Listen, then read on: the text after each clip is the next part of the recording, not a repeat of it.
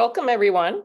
Thank you so much for taking the time to join us. Our special guest is Will Bardenwerper. He's the author of Homestand. So we've written about this, a couple of times in our newsletters. Just a fantastic book. And I have to say, I started reading it and I was like, do I really want to read that much about these people in a little town in upstate New York? I mean, I love upstate New York, but um, but I just kept reading it and I just got really involved with the characters and your portrayal of it, and also how you get into other issues involving minor league baseball. Mm. So, so the teams you basically followed are the Batavia Muck Dogs. Is it Mhm. Batavia? Am I Batavia. Batavia? Okay, Mhm. I've never been. So would you recommend visiting? Because Yeah, I mean, it's funny. A number of people have like made pilgrimages to Batavia based on having read the book, which I yeah, feel kind of conflicted about because, it's a wonderful ballpark, but at the same time, as I try to communicate in the book. I mean, it's kind of an average town, which is what I think makes the story special. But I don't know if it would necessarily be worth like a 12-hour round trip drive that some people are now making. But yeah, if you do get a chance, I mean, the one nice thing is it's right along the throughway, but the Interstate 90. If you're driving between like Buffalo towards New York City and Boston to the east, and it's right off the highway, so it's convenient from that standpoint. yeah. If you're on the way to Cooperstown, like if Yeah, you come yeah, from the west, like I would, yeah. It's yeah, exactly. It would be very easy if you were to tie it into a trip to Cooperstown. yeah. So, and then the Elmira Pioneers, they're owned by the Hmm. same owners. Hmm. So how did you get into this? So if you'd like to, you can just tell us about your background a little bit Hmm. because it's kind of Okay, fascinating, and then sure. how you got into the book. Yeah. So, I grew up a baseball fan from as long as I could remember. I grew up in the Washington, D.C. area. So at the time I grew up an Oriole fan because there was no Nationals back then. Some of my younger siblings became Nationals fans, because they were around when that team kicked off. But yeah, I played all the way through a few years of college. And then I went to work in New York City. Kind of grew enchanted with the Mets in the late 90s, early 2000s. Lived up there, during the initial Subway series, the Subway World Series, and then the initial Subway Interleague series. And that was a really fun team to kind of, I had a choice moving there. I couldn't really jump on the Yankee dynasty bandwagon. I think they won three World Series, in the first 3 years I lived there. And so I Yeah, kind of that was a chose run. Yeah, yeah. So I chose the underdog, team at the time, Bobby Valentine's Mets, and that kind of kicked off 20 years of some happiness and a lot of frustration as a Mets fan. But I was living there on September 11th, as a matter of fact, and that was the catalyst for my joining the military, which I reference in the book a little bit. I quit my job in finance about a week after the attacks of 9/11. Served in the Army for about 5 years, including an Iraq deployment. Got out, came home, went to graduate school, um, went to work at the Pentagon as a civilian, and then about 4 years into that, I got the itch to write what became my first book, which was completely different from this. It was about the 12 American guards who were tasked with guarding Saddam Hussein in the days, not actually days, it was months, years even, leading up to his execution, and these sort of improbable relationships that developed between Saddam and the guards. I didn't personally do. I was actually in Iraq the day he was executed, but I was an infantry officer to the west of Baghdad. I wasn't involved in that at all. I just wrote this purely as a journalist. That book is now hopefully going to become a movie. It's still in progress, but the movie rights to it were purchased the by a production company, and they signed the guy who directed the HBO series Chernobyl to do it. And he's, that won the Emmy Award. So it's a pretty, uh, reputable director they have. They've attached some, pretty good talent to that. So hopefully we'll see that happen. But anything can happen in Hollywood, so I'll kind of believe it when I see it. And then this book came about back in the fall of, I guess, 2019, winter of 2020, when I first caught wind of the fact that Major League Baseball was rumored to be considering getting rid of these 40 minor league teams. And the rumor that was leaked ended up basically being exactly what happened, with a few tiny little deviations, but essentially that plan came to fruition. And I remember reading about it, and I'd been doing reporting from small towns, in the preceding years.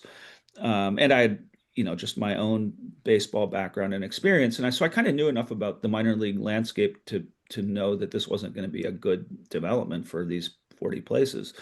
And what was planned was that there was going to be one final year. It was going to be that summer of 2020. So I thought, what a really neat book would be to go down and write about the final season of one of these 100-year-old leagues. And so I pitched this idea to and a bunch of editors, and this one at Doubleday really liked it. And so I thought I was going to go down and spend the following year down in Appalachia covering the final season of the Appalachian League.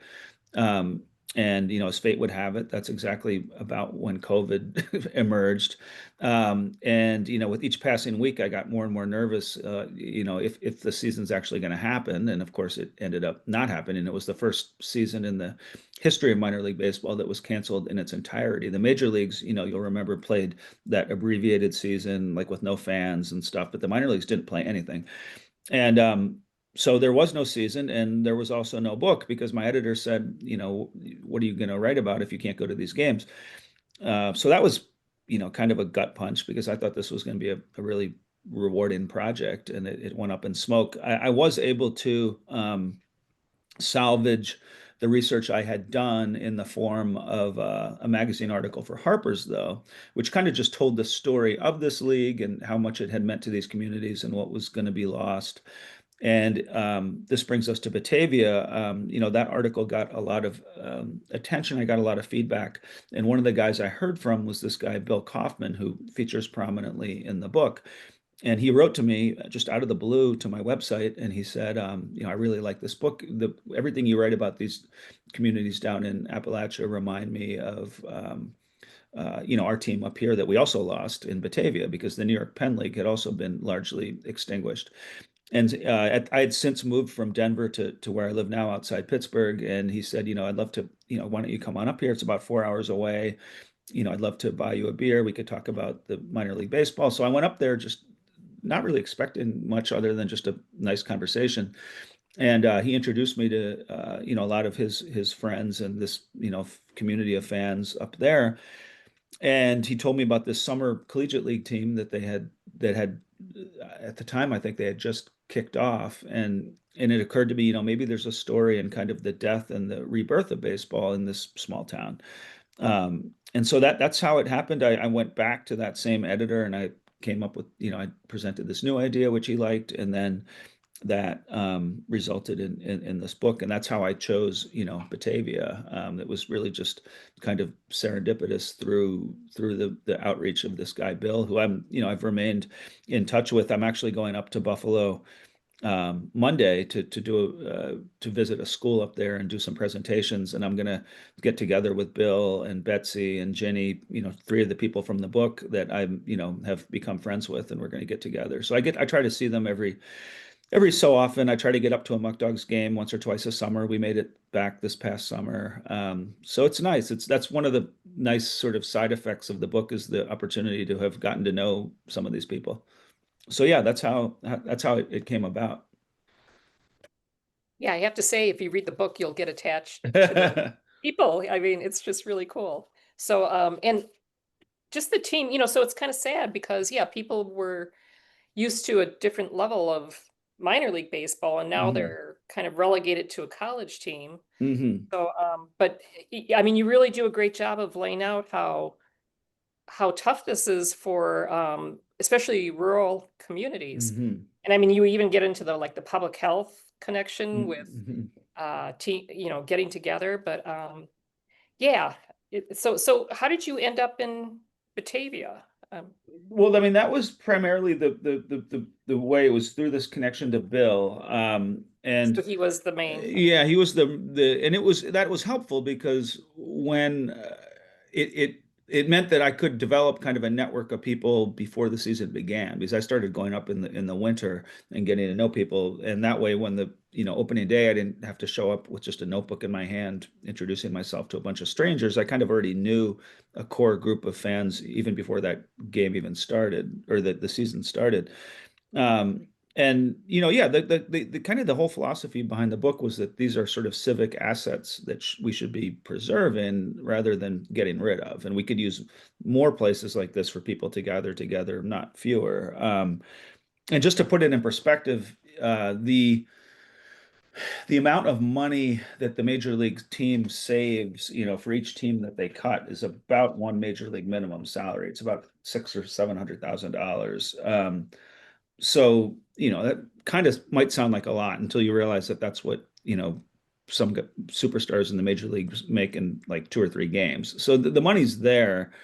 It's just a question of, where they want to spend it. And that gets into kind of the future of talent evaluation and development in baseball and how that's shifting, which is a whole different, a related subject, but a different one. But that also gets into, why I think a lot of the major league teams thought that this system was just sort of antiquated and unnecessary, and that you don't need, 160 teams spread across America to identify the next superstars. You can just send, I mean, ultimately they're going in the direction, I think, of just sending them down to, a camp in Arizona or Florida, running them through kind of like an NFL combine and using a lot of sophisticated technology to and then putting that into a computer and having a quantitative wizard determine who the best guys are, as opposed to the old days when you'd have scouts driving around America with a radar gun and eating fast food and staying at cheap hotels, watching players. And it's just moving away from that. I mean, there may always be an element of that, but I wouldn't be surprised if we go from 120 to 90, after this current agreement expires at the end, around 2030. So yeah, it's I don't think it's a great development. I think is probably I make clear in the book. But I can see where they're coming from too. I don't think they're taking everything into consideration, as far as the collateral damage goes. But that was kind of yeah, that's kind of that was what went into the book and kind of what drove me to write it in the first place.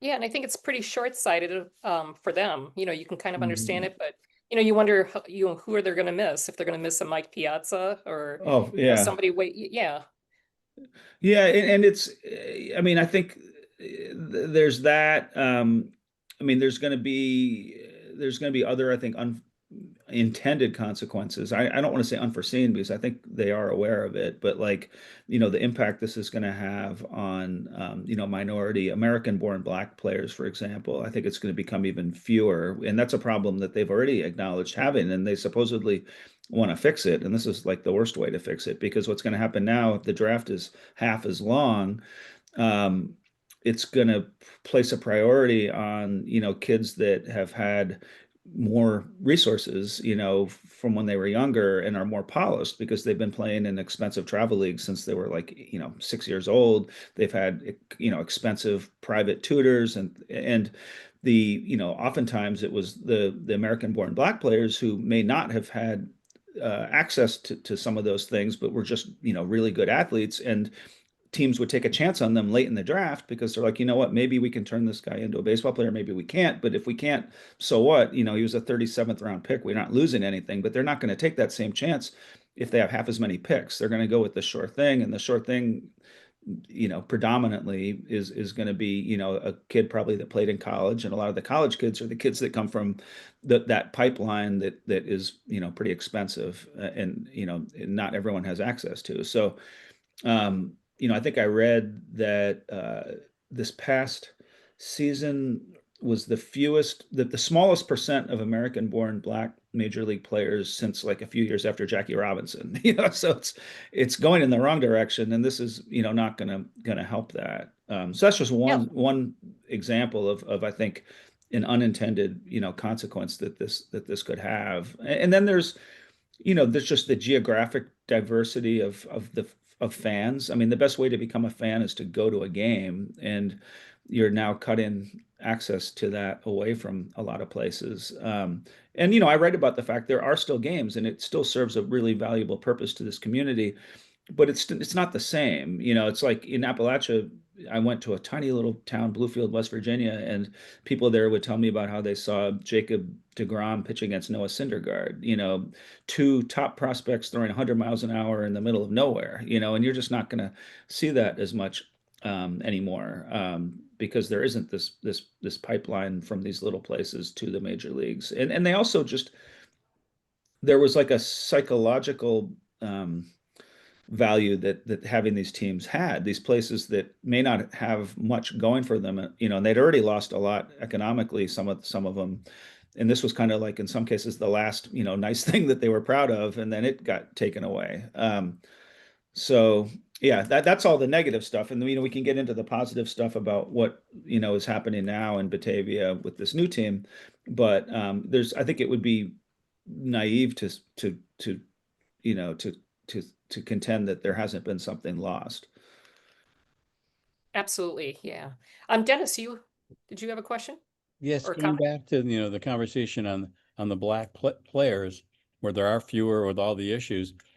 Is there another issue that, I don't want to turn this into a political thing, but with the DEI that's going on out there, any efforts by Major League Baseball to trying to develop a minority population, is that going to be lessened because they don't want to get on the wrong side of the administration?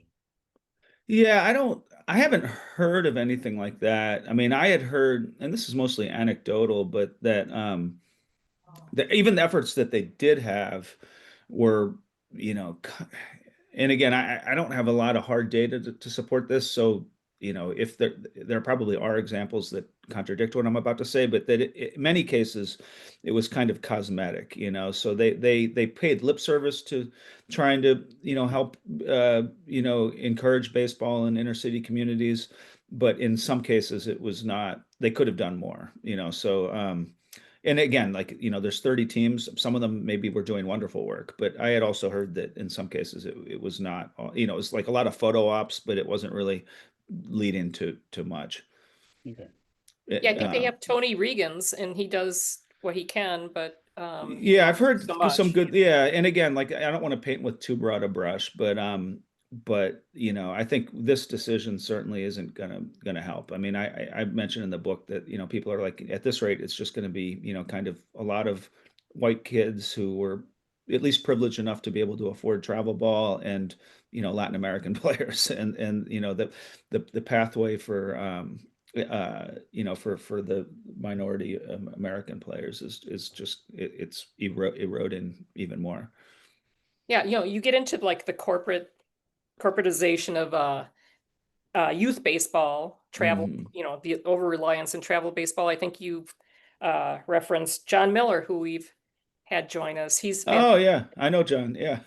He's a great, yeah, and he's in Pittsburgh, right? Yeah. We know each other. Yeah, Yep. he's great. Yeah, and yeah, does a lot with youth baseball, He's and written it's about really that. sad Yeah. that yeah, kids are just being priced out of playing, and you really want kids to play because that's how they become fans. And I don't know Mhm. if you've had a chance to read Jane Lovey's book, Make Me a No, Commissioner. I've heard of it, but I have not yet read it.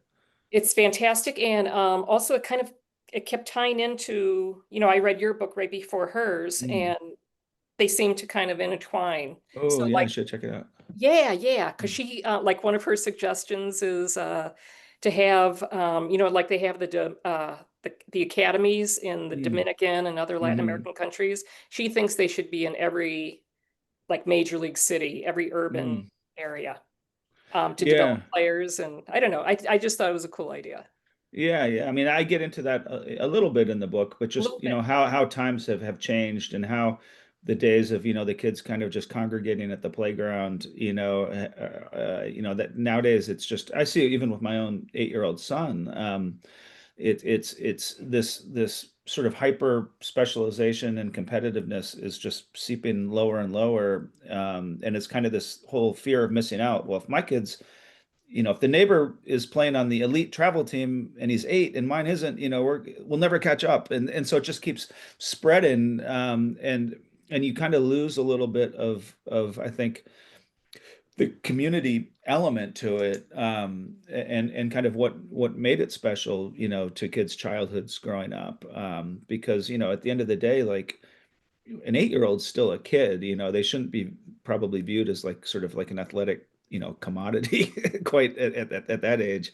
But yeah, and then, the other thing I try to communicate in the book is also just what makes, and people from smaller communities I think already know this, but a lot of the readers in the big cities might not, which is, what makes baseball at the local level special, in the low minor leagues and in these collegiate leagues, and what makes it unique, because it's a very different experience to go to the Muck Dogs game than it is to go to a Dodgers game or a Yankee game. And it's more like a community picnic or a family reunion than being surrounded by 60,000 people. And it's partly because it's $99 you can get a season ticket, whereas $99 won't even get a family into a major league game.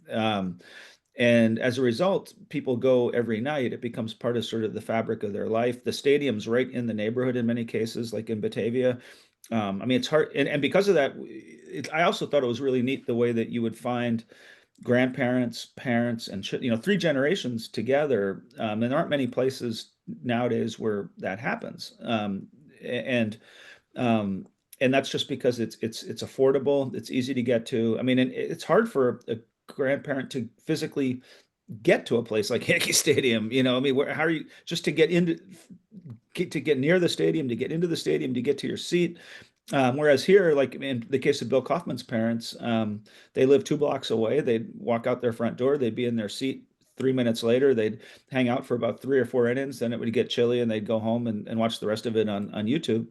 But it was easy for them, and so that it was this sort of this community gathering place that I thought served a very important role in Batavia, and in any town where they have a team like this.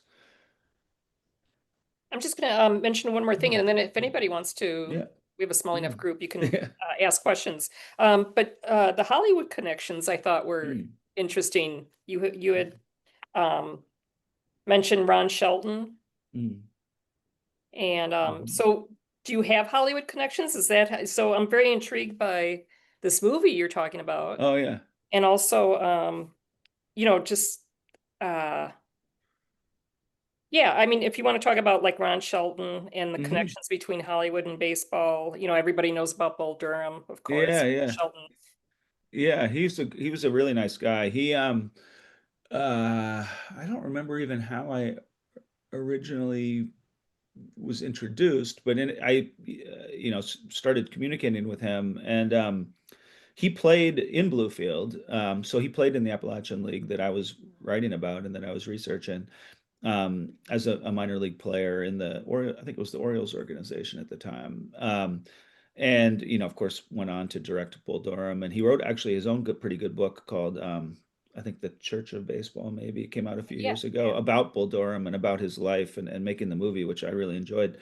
But he made some interesting points about parallels between baseball and Hollywood, and in both cases, this increasing reliance on analytics and technology and algorithms to kind of to do things that in the past had been done by people, and how in the case of Hollywood, he said 20 or 30 years ago you'd have an experienced studio executive who would determine which movies someone was going to make. And they would do that kind of based on their own intuition and their experience and whatnot.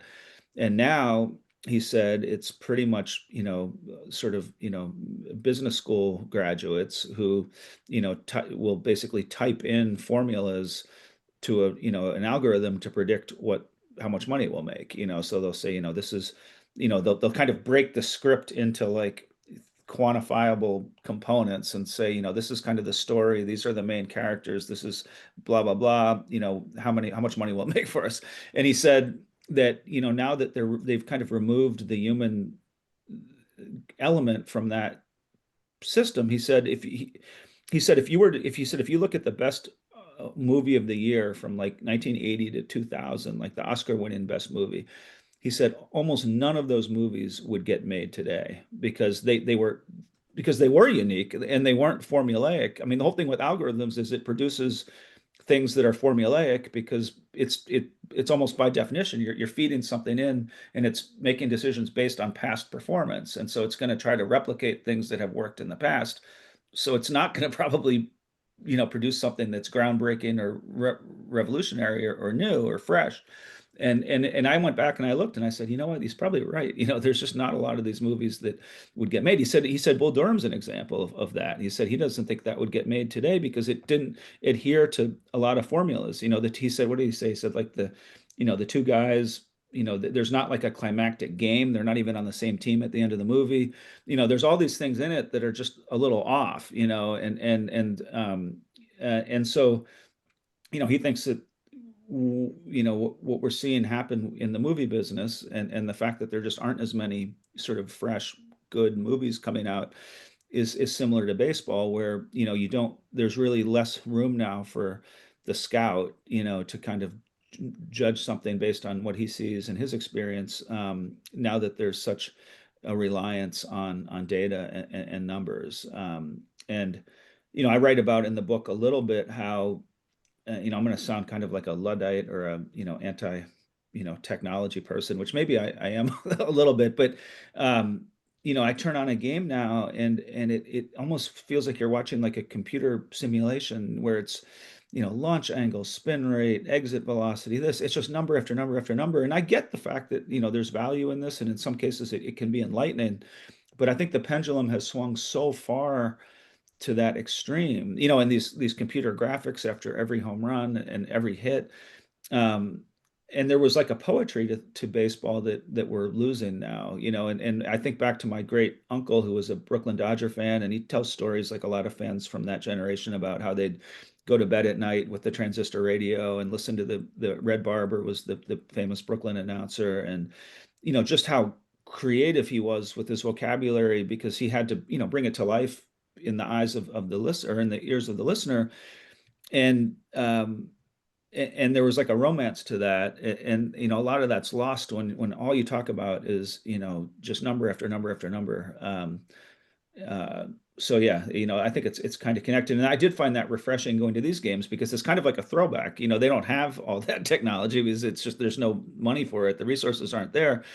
um, and as a result, it just felt a little bit. And the game itself was not just home runs and strikeouts the way that Major League had been going for a while, because the players just weren't capable of hitting that many home runs, and the pitchers weren't throwing that hard, and so there were a lot of extra base hits, a lot of stolen bases, hit and runs, bunts, even errors added some excitement. And so it was almost like watching a throwback to baseball 30 years ago, because you see things that you just don't see as much in the Major League game nowadays. Yeah, you were mentioning like Skip Martinez is Yeah, that yeah, the manager. yeah, yeah, and he was like the perfect manager for this team. Yeah, he just sent everyone. small ball Yeah, it was, anytime anyone was even, near home plate, they'd send him home, and it was just, it was exciting, yeah, there were just, he just went by the seat of his pants. And I get that, baseball's $1 billion industry. You're not going to have a guy like that in the majors anymore. But even, and this is something that has been written about a lot too. Who said this? This was, oh, Bill Madden, I think, or Joe Madden, the famous, manager. He just wrote the Book of Joe, which is another good book. But he talks about it a little bit too. He says how he was a car buff, and he said back, when he was younger in like the 50s and 60s, cars used to all look different, and they had their unique personalities. Whereas now, if you go down the street, every car looks identical. Like you don't even know what's what, because they're all designed, for the exact same, to have the exact same sort of attributes. And he said how that's happening in the major leagues. He said in the old days, you could tell what a La Russa team versus a Billy Martin team versus an Earl Weaver team, they all kind of, versus a Whitey Herzog, they all had an identity based on that of their leadership. Whereas now that's all, everything kind of starts to look the same because everything is taking the shape of what the computers are telling them is to do, and those computers are basically crunching the same numbers and producing the same outputs. And so all of those sort of idiosyncrasies and eccentricities that made things unique are kind of getting leveled off a little bit. And I mean, these are oversimplifications, but I think there is some truth to that. Yeah, it's like both Hollywood and baseball have forgotten the importance of nostalgia to Hmm. what they Hmm. do. And it's amazing with Joe Madden how he's come around because he was very much into Yeah. analytics. Yeah, he says So, that. like Tim knows as a Cubs fan, Game 7 of the 2016 World Series, Kyle Hendricks is absolutely dealing and he takes him out. And it was, yeah, the players had to bail him out. And he So, says that in the book. He's like, yeah. I'm not denying the value of numbers and analysis. And I think even John Miller talks about that a little bit with Earl Weaver. People have always, or not everyone, I guess, but at least some managers have always placed import to that. But there also has to be some recognition of, kind of the human element. And I think now maybe the pendulum is slowly starting to come back where some organizations are recognizing that, like, there's a happy medium, and there's somewhere in the middle where you're probably going to achieve the best outcome. So does anybody have any other questions or comments? I don't want to dominate here. Otherwise I have other things we can talk about. But yeah, it seems like, so the last 3 books we've covered in our SABR chapter, like John Miller's book and Jane Levy's book and your book, they're all kind of tied in together. It's like, what have we lost? Mm. John Miller's book, The Last Manager, the idea of the manager being such an integral part of the game, and now they're pretty much lackeys for the front office, maybe a little bit. I don't know. What do you think? Yeah, I mean, I haven't finished his book yet. Actually, I have it downstairs. Yeah. But no, I mean, I think there's some truth to that, and I think others have mentioned that fact as well. And uh, but at the same time, I think I don't want it to get too, depressing. I think that at least, what I discovered in Batavia was also, all the goodness that comes from, still having these places to go to.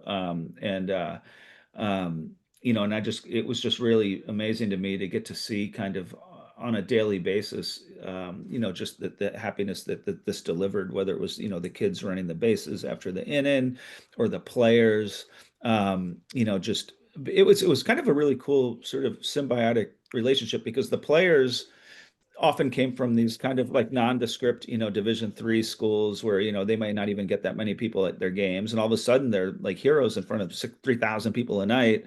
And so they loved all the attention they were getting. And then the fans, um, especially the younger fans, they didn't really know the difference between some of these young college kids and like superstars. In their eyes, it was still like a really cool looking, big, famous athlete that was, signing, giving them an autograph or whatever the case may be.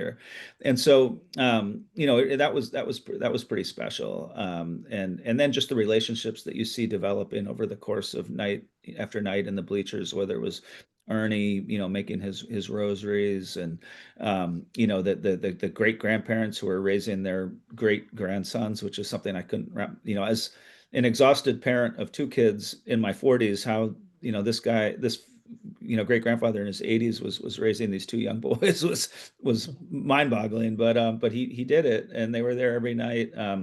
So that was pretty neat, just to get a chance to observe that and be part of it, even though it was tough on my wife because I was taking these trips up to Batavia every week, and she was at home with my 2 little kids while I did that. So she Yeah, probably had Shay that. was a baby. Yeah. Yeah, She was. I mean, because when this whole idea came up, it was years before that we didn't even have Shay at the time, you're right. and so that was kind of a development that made the project a little more challenging. She was like 3 months old, and I'm saying, hey, I'll see you in a week. Good luck. And I couldn't really bring Bates. I mean, I because when I'm there, I was spending all my time interviewing and gathering material, and you know, I couldn't have done that with a 5-year-old running around. Now I probably could. You know, he's a little bit more self-sufficient, but at the time he was too young. And that's kind of one of the funny little asides from the book, is that at the time, you know, I was really upset, not upset, but you know, I was hoping he would like baseball more, but he was really into Pokemon and Star Wars, and you know, he was kind of not that interested in baseball. And then as soon as the book went to press, and you know, I sent in the manuscript, he did his first little league thing, and like overnight he became obsessed with baseball. So now he's going to read the book as an adult and be like, "What are you talking about, Dad? You know, I love baseball. I've always loved baseball." But at the time, you know, he just it hadn't clicked yet. And then as soon as the book was finished, he actually now, you know, really has, you know, become interested in baseball. Yeah, third grade, he's starting to get things. And yeah, Yeah. he's playing, and will Shay play T-ball or? She's doing ballet, soccer. She's starting, and she might do some like little learn to skate classes here in a little bit. So she hasn't gotten into the baseball. Although Bates had a girl on his little league, his 8 and under coach pitch this season, who was a really good little player. So yeah, she could do it here in a few years. Yeah. And so do you go to minor league games anywhere We near do. So here? there's the Washington Wild Things, which is independent league. What is it? They're part of I always get the Frontier confused with the Pioneer. They're part of the I Frontier do. League. I do the Yeah. same. Yeah. And so we go there. Altoona's 2 hours away, and they're actually not one of my favorite minor league teams. We've been there. And then we know we'll go to the Pirates, but you know, I talk in the book a little bit about sort of my frustration with the economic uh, you know, system of MLB now, where you know, teams like my Mets, you know, can spend unlimited amounts of money. Of course, it didn't work for them this year, but and then teams like the Pirates don't spend anything, and you know, we'll go to a Pirates game and it's like a AAA lineup. So that's kind of frustrating as well as a fan. And we're going to Pirates games to see the visiting team Right. Yeah. players, you know. Um, but it is a beautiful ballpark, and so even though I'm kind of conflicted and I don't love the owner, I kind of have concluded that if I by not going, I'm kind of just punishing myself and Bates. You know, it's that one ticket's not going to really hit him that hard. So we end up going, and you know, seeing whoever happens to be in town. Yeah, it is a beautiful ballpark. Yeah, I love that ballpark. Dave, what do you got? Well, first of all, thanks for spending the time with us tonight. Oh, well, Sure, yeah. I have a comment. I grew up in a small paper mill town in central Wisconsin, Mm. and generations of people worked at that mill, and the mill took good care of the people.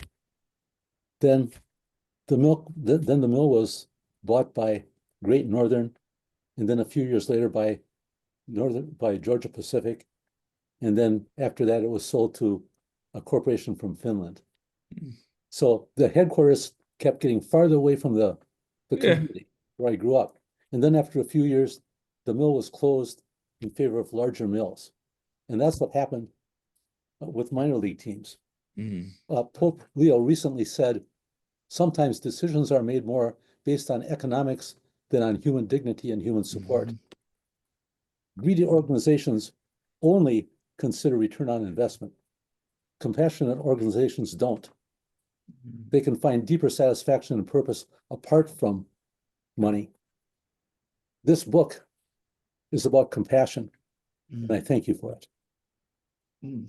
So well said. Thank you, Dave. Thank you. Yeah, I mean, that is music to my ears as a you know, church-going Catholic, and also as a writer. You hit on all on you checked a lot of blocks there, and that is what I tried to communicate in the book. And you know, and that, yeah, I really appreciate those words. And that ultimately is what, you know, bothered me about, you know, what is happening. Because yeah, again, it's happened in, you know, we talked about Hollywood, but it's happened in any number of industries. You know, I talk about, there was actually a paper mill in one of the towns in, I think it was Amsterdam, in this league, Amsterdam, New York. It was Mohawk Mills. I think they were the Mohawks. Same thing, you drive to Amsterdam and the first thing you see in town is this absolutely enormous, I mean, like, it's got to be thousands of rooms, this Hulkin mill, that overlooks the entire town that's completely been abandoned. Same thing, they got bought, and eventually it was abandoned and left, and all the jobs were lost. And if you, I think, I bet if you went to look at these 40 communities that lost their teams, there's a good number of them that, had been, struggling in one form or another. And then, you look, and the one thing we haven't talked about yet is private equity and, their sort of move into minor league sports, in particular baseball, and how, I didn't get into a ton of detail on this, but one of the guys who was hired to oversee the contraction had been a former minor league owner. He went in, helped kind of target the teams for elimination, and then as soon as they were eliminated, he stood up a fund to buy the teams that had essentially survived his cut, and they went from 4 or 5, and every time I turned in a draft of the book, I'd have to, look at that number because it had changed, month to month. It went from like 12 to 15 to 18. Now they're over 40. They own over 40 of the surviving 120 teams. And you have to ask, what does this portend for minor league baseball? Now, in their defense so far, and it's only been a year or two, they haven't made any dramatic changes from what I can tell. They've kept a lot of the local management in place. And I think they've done kind of the right, or they haven't done the wrong thing, you could put it that way. But if you look at what has happened historically in industries that private equity has moved into, it doesn't often end well for the affected industries. I mean, newspapers being a great example of that. And so my concern is that when the balance sheet starts to maybe not look as good, what will they do? And what you just said, Dave, it's going to be easier, and I write about this in the book, it's going to be easier to cut people from an office in New York City when those people are just sort of numbers on an anonymous, Excel spreadsheet, than to fire the person that you're flipping burgers alongside. Like in my book with the owner of the team he works the grill, during the games. And so that entire staff is people he knows. Now he's a pretty cutthroat businessman too. So in the case of Robbie, maybe he would. I don't know. He's a tough character. But generally speaking, I think local ownership and people that are connected to the community are going to be more reluctant to do things like that than absentee owners that that where this is just these are just numbers. And so that's a concern. And then the other concern I would have is what I think someone in the book called home depoization of the sport, where everything just kind of starts to look alike because something works in one place and they're like, oh, we'll just do the same thing in these other 29 places or 39 places. And all of a sudden, kind of what had made this special in the case of minor league baseball, it's like these regional idiosyncrasies and just really neat, in the past, if you went to a minor league game in Georgia or wherever, you would know where you were because there would be things that were connected to that place, and that were unique to that place. And to the extent that now they're going to probably try to find synergies and efficiencies and things and apply these across the board to their entire portfolio, you might start to lose some of that. So yeah, those would be my concerns with how this might ultimately play out the more that private equity gets involved. Yeah, that's great. Thank you for that, Dave. So, yeah, I really encourage, I know that the people on our call, they probably have the book already. I know Dennis does, Dave, you do. But I really want to encourage, this is a wonderful gift for Christmas and Hanukkah or whatever you have to buy a gift for. So I really encourage it. Yeah. So anything else or? Yeah. Yeah, Dennis?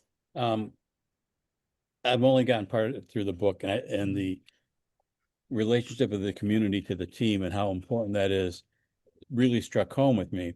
And as some of the people on the call know, I was associated with the Madison Mallards for 5 of their first 6 years. And I call the Madison Mallards most successful, highest attending baseball team in the state of Wisconsin without a roof. I have to put that roof on part.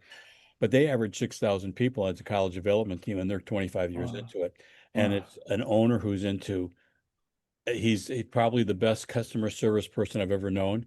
I've used in my position in management for years. I've used stories about him, and he worries about the fans.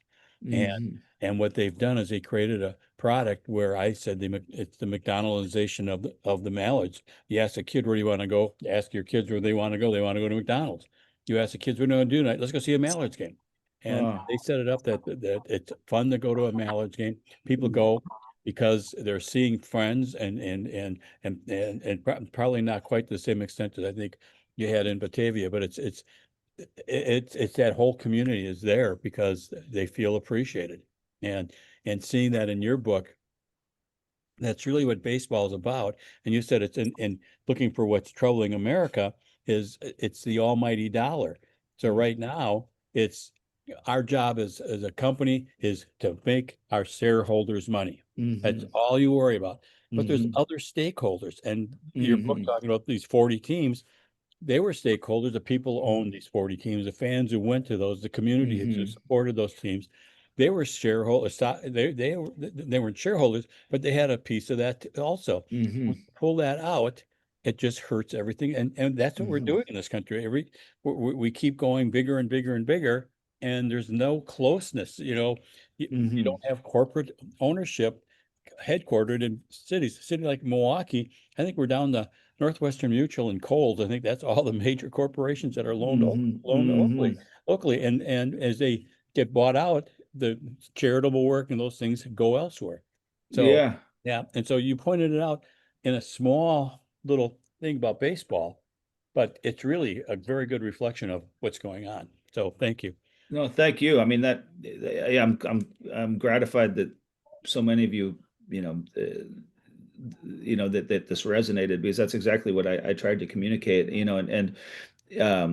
I'd heard about the mallards, and I think there may have been a book about them recently too. Yeah, It just and came out, Yeah, Tom Alicia, yeah. yeah, yeah, It's a really good book, and yeah. I need to Steve is an check. amazing owner. Yeah, And Steve. I have relatives, and my dad's from outside Milwaukee, a town called Waterford, Oh, yeah, Wisconsin. yeah. Yeah, and so and I've relatives in Eau Claire now. Oh, that's where I And am. she's oh wow, yeah, Doctor. My husband's from here. Yeah. Oh wow, yeah, Paul Keen. I don't know if the name. He's a Paul dentist. Keen. I'll ask. Kuehn. Yeah, they live up there. So I need to get up there. And they had mentioned, I don't know if it was Madison. I think it was Madison actually, the team that one of my relatives had told me about. So yeah, I need to. I owe them a visit, and when I do, I'll have to go to a game. But yeah, you're absolutely right. And something I mentioned in the book too about how now that major league players are approaching in some cases billionaire status, and like Otani, 700 plus $1 million, something's lost there too, because I talk about the Boys of Summer and the old Brooklyn Dodgers, and how what is it, Roger Kahn, traveled or tracked them down 10 or 20 years after they got out of baseball, and he discovered, in some cases all-star, even Hall of Fame caliber players, doing things like tending bar at the VFW or working construction on the World Trade Center. And again, I don't, if you're the best in the world at your skill, I don't think, I think it's perfectly fair that you're not going to be working construction, and that you should be compensated well for your skill. But at the same time, again, it's all about, extremes, and there's a difference between, making a lot of money and even being rich and making, over $1 billion. Um, I think we lose something, in the old days, those MLB alums were still part of these communities, and they still might have run a local restaurant or a car dealership, and they knew the people and the people knew them, and the guys like Otani and Bryce Harper and Lindor, I mean, they inhabit now a whole different world than any of us and any of our kids, and I think the further down that road you go, I just don't think that's a good place, for us as a society. I don't know, I don't pretend to really have the answer to that, but I just have this sense that it's not ideal. Well, you know, you mentioned Soto, and so he's making 700 plus. Yeah. I guess he can't complain. He's probably taken care of on his family for generations ago. Mhm. He didn't make the All-Star game, and he said, "I left $200,000 on the table. That's what his bonus would have been." So it's Wow. all about. It's almost like he's big business. We didn't match Wow. their profit, and it's Wow. that's the mindset of some of these ball players as well. And it's, you know, and I have to admit that baseball is one of my most emotional things I have in life. Um, uh, I read, when I'm reading your book, the very first chapter on 2021, your very first sentence got Mm. me because it Mm. was very poignant right to this point. And when I read books, I like getting hit early on. Mm. And I said to my wife, so I get a little teary-eyed right off the bat. But Mm. I believe baseball is more than just a sport. It's a sport, Mhm. but it means more into our society and life. Mm. And so I expect more out of ball players than I probably really should, because Mm. when I saw that it was Soto, I thought, well, that's really sad. You're making a lot of money and you're whining that you're walking away from 200 grand. So Well, I saw, just to give a little positivity. Well, it's negativity and positivity. So I had a similar experience. We went to the Pirates game, uh, and we were waiting outside. I knew where the buses would wait. You know, where the team buses would wait outside the stadium for when the players left, and there'd usually be a handful of fans that would congregate there for autographs. And I'm not a big autograph guy, but I knew my son Bates is, and was. This was a few years ago, and um, and so I'm like, okay, we'll just hang out here by the Mets bus. It was a Sunday afternoon, and they were gonna head to wherever they were going next. And we're waiting and waiting, and there's probably like a dozen, other fans, mostly families with, like, little kids waiting. And sure enough, we start seeing the players come out, and they're like, oh, Nimmo or whoever it is, they wave, and one after another, they just got on the bus, and they're in no hurry because it's like one would come out, and like 8 minutes later, another would come out, like, and the ones who are on the bus are just probably sitting there on their phone. It's not like they're in a rush to get anywhere. Um, and all of a sudden you hear like, Lindor, Lindor, and I hate to talk trash about Lindor because by most accounts he is a great guy and he's always smiling and people love him, but he just went straight onto the bus, and then they all just went straight onto the bus, and no one mhm. acknowledged these kids that were there for like now half an hour. And then, so my son's, pretty demoralized, and I didn't really have a good answer. Like there was really no reason they couldn't have signed an autograph. They were just sitting on the bus. So we walked to the parking lot. By now, the game had been over for like an hour and a half. So it was getting kind of, dark out, or, it was like late afternoon, early evening by now. And as we walked across the parking lot, we hear like this guy wave. He said, "Hey, hey!" And so I look up, and it was an usher, and he waved us over, and we're like the last two people in the parking lot because the game was over 2 hours ago. And he pulls out a little, what looked like his, where he had brought his lunch, and he had a ball, and it was a game used ball, and he's like, "Hey, do you want this?" And he flipped the ball to my son. And I thought to myself, man, like that's what it's all about. Just a person just being a nice human being, for no reason. And this poor usher, I actually looked it up. They hadn't had a raise in like, 10 years. He's making like, $14 an hour. And he did the nice thing. He made my son's day. And then I went home and I was thinking about it, and I'm like, maybe I'm being too hard on these guys. They're busy. They get harassed for autographs everywhere they go. But then I looked at Lindor's salary and I did the math, and I'm like, he just made, $200,000 that afternoon, in one afternoon. And like, if you make $200,000, in my opinion, you should be signing autographs until, your arm falls off. Like I just, I was like, I tried to have sympathy and kind of, justify it. And then I'm like, no, like he owes it to the fans to at least spend 5 minutes signing autographs if he just made $250,000 in 4 hours. Yeah. And this usher that had nothing to gain, who was just walking home after probably earning, $50 or $75, goes out of his way to make my son's day. So there are still people out there, that are doing the right thing. I just hope that can continue. Well, The for mail. the usher, that was probably the best part of his day. Because I used Yeah, to do yeah. ballpark tours in Milwaukee, And, at batting practice, some of the balls would go back to where I walked around. So I'd have batting practice balls and I'd just give them to kids. And it was like the best part of my job because they would just get so excited. Oh yeah, it made my son's day. I know Oh, yeah. the other thing I'll recommend is if you haven't seen the documentary Clemente that came out about Roberto Clemente, and it's only in a few theaters, but it was really great, and it has some great stories about things he would do Mhm. for the kids. And he drove home one day, and he just stopped. They interviewed the family where it happened. He just stopped on the street and started playing catch with the kid, and then he went inside. They invited him in for dinner. He had dinner with the family. There's another story about how he missed the bus, and this girl and her dad drove him to the airport. And they became lifelong friends. And I mean, he just comes across as a truly larger than life figure as well. Yeah. I have to One of the see things that. That sounds amazing. Yeah, it's really well done. It's probably you could probably find a way to stream it or to buy it. It's just called Clemente. I think it came out this year. Right. Yeah. No, I've been meaning to see it. I know I keep mentioning Jane Levy, but one of her suggestions is, for there should be an autograph signer, a player to sign Yeah, autographs after every game. I heard that one. Yeah, because I Yeah, think they did either a review of her book or an excerpt, and I did read that, and I remember reading that one. Yeah. I think that's a good idea. So, With the mail. well, so just two last questions, at least for me. I'm sorry, and then maybe Dennis or somebody has. Mary, real Yeah. quick. With the Mallards, the second coach said, so the first 2 years they had their first coach, the second coach came in and told the ball players, no one goes in that clubhouse until the last fan's out of here.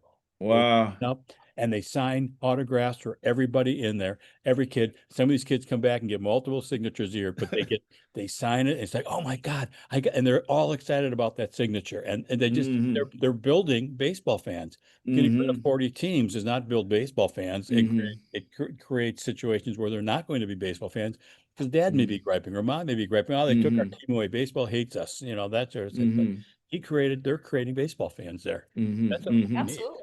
Yeah. And I don't know if you have an opinion on Banana Ball at all. Yeah, yeah. And what's your next project? Yeah. So my Banana Ball, my short answer is I'm happy. I'm fine with it. Anything that makes people happy, I'm not going to be a Grinch and or a curmudgeon and not like it.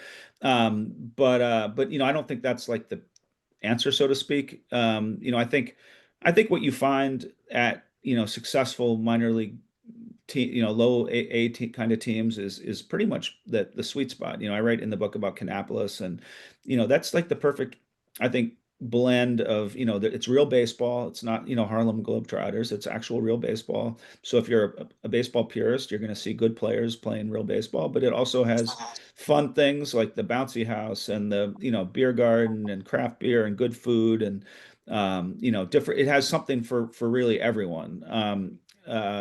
Whereas obviously, Banana Ball's kind of gone to one extreme, which is fine. But I don't think that's like the direction. I don't really see everything needing to go in that direction or benefiting from going in that direction. And the other thing about Banana Ball is that it's kind of by definition like a once a year kind of thing.